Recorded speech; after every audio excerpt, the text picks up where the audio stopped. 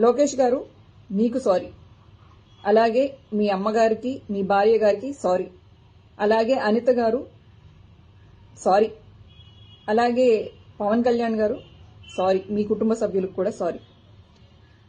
నా కుటుంబాన్ని దృష్టిలో పెట్టుకుని, అలాగే నాకు భవిష్యత్ ఏమీ లేదనుకోండి, నేనేం పెళ్లి పెటాకులు ఇవన్నీ అని అనుకోవట్లేదు.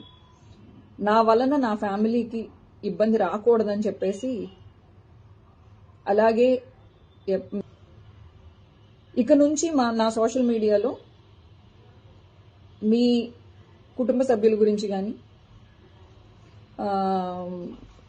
ఆ విధంగా ఏ విధమైన తప్పుడుగా రాదు అని చెప్పేసి నేను మీకు హామీ ఇస్తున్నాను. ఈ యుద్ధాన్ని కార్యకర్తలకి మీకు కాకుండా లీడర్స్కి మధ్యలో జరగాలని నేను ఒక సలహా ఇస్తూ, కార్యకర్తల్ని ప్లీజ్ దయచేసి వదిలిపెట్టండి. నేను విజ్ఞప్తి చేస్తూ విన్నవించుకుంటూ బెండ్ అయ్యి అడుగుతున్నాను, మా కార్యకర్తల్ని వదిలిపెట్టండి అని చెప్పి, ఇంక్లూడింగ్ మీ, నన్ను కూడా క్షమించండి. Thank you.